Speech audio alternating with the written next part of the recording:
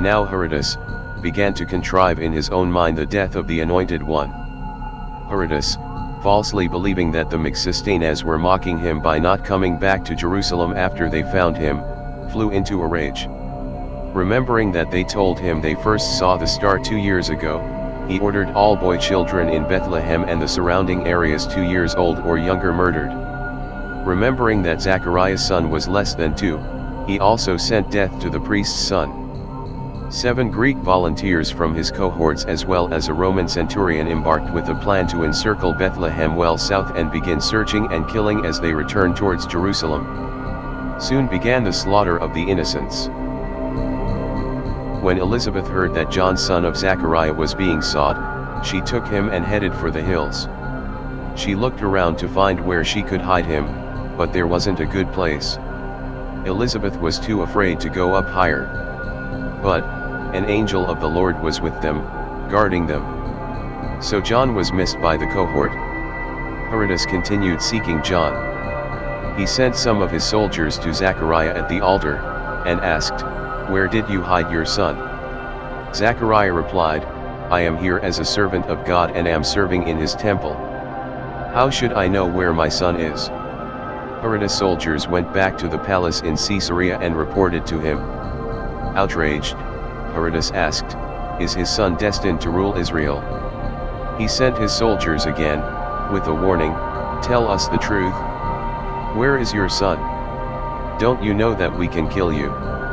When the soldiers reported this to the priest, Zachariah replied, "I am a witness of God. If you kill me, the Lord will receive my spirit. You will have shed innocent blood in the temple of the Lord." Around daybreak, Zachariah was secretly murdered in the holy place. Then, at the hour of greeting, the priests departed and the blessing of Zachariah did not greet them as usual. Expecting Zachariah, the priests waited to welcome him with prayer and to praise the Most High God. When he failed to come, they were all afraid. One of them courageously went into the sanctuary and saw hardened blood next to the altar of the Lord and heard a loud voice proclaim, "Zachariah has been murdered and his blood will not be wiped away until vengeance comes."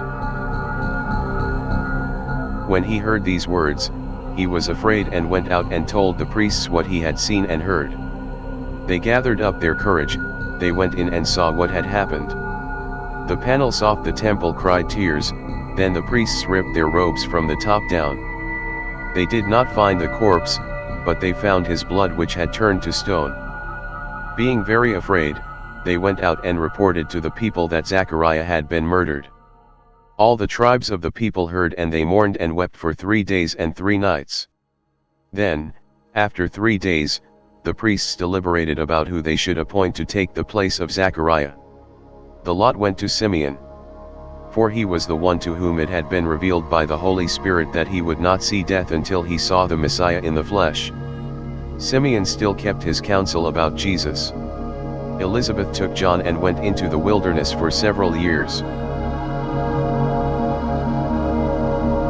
During the journey of Joseph's caravan, they drew near a great city, in which there was an idol of Set, to which the people of Egypt brought their offerings.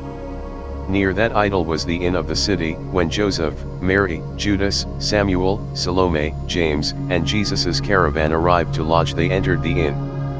The idol fell down and all the inhabitants of the city were astonished, and rioted.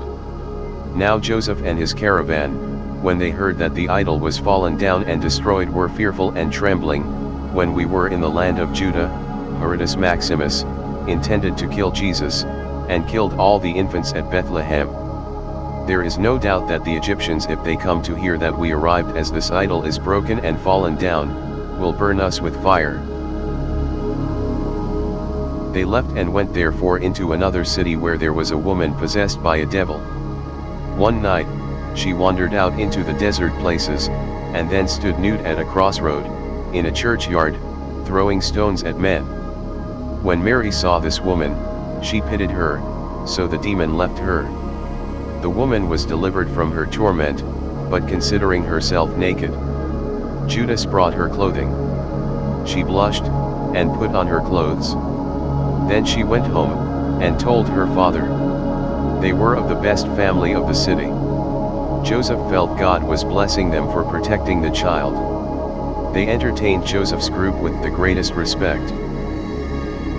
The next morning, having received a good supply of provisions for the road, they left. And about the evening of the day arrived at another town, where a marriage was then about to be solemnized.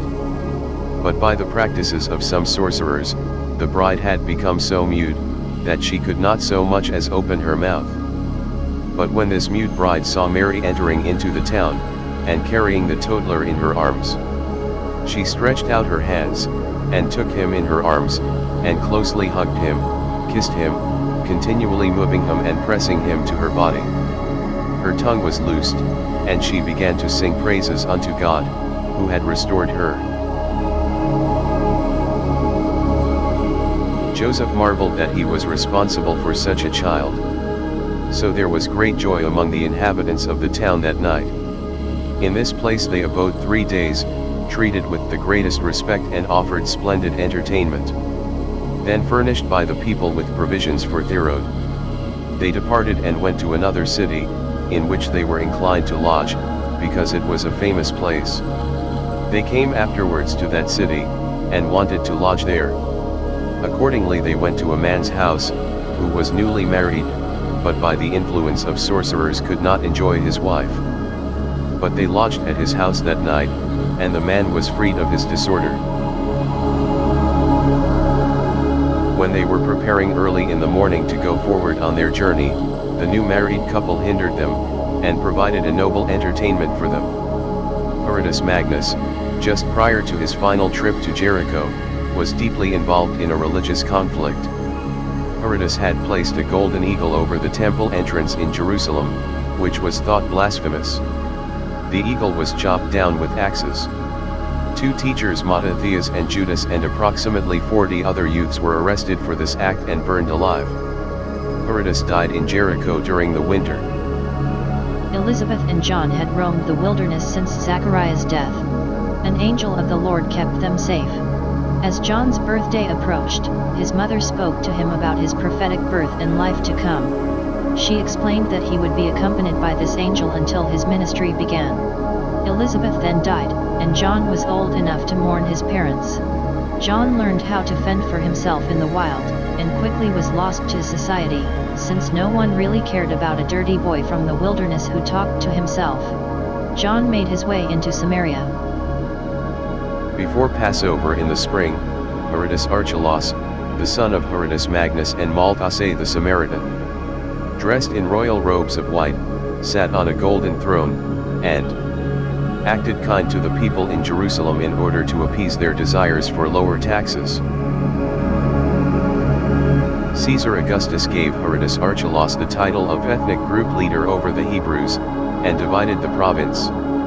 Archelaus was accordingly appointed ethnarch, not king, of Judea, Samaria, and Idumea, with the exception of the important cities of Gaza, Gadara, and Hippus, which latter were joined to the province of Syria. Herodes Antipas and Philip were made tetrarchs of the remaining provinces. Antipas receiving Galilee and Perea, and Philip the other lands east of the Jordan. In the fall of the Hebrew year 3758, now Jesus turned 2 years old, when they entered into Egypt. As he toddled through a sown field he put forth his hand. Joseph didn't believe it when the wheat sprouted. And Jesus took off the grains and put them upon the fire and ground them and began to eat.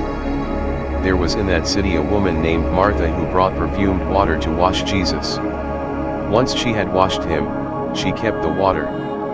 Her daughter named Ruth was there, whose body was white with the leprosy, who being sprinkled with this water, and washed, was instantly cleansed from her leprosy.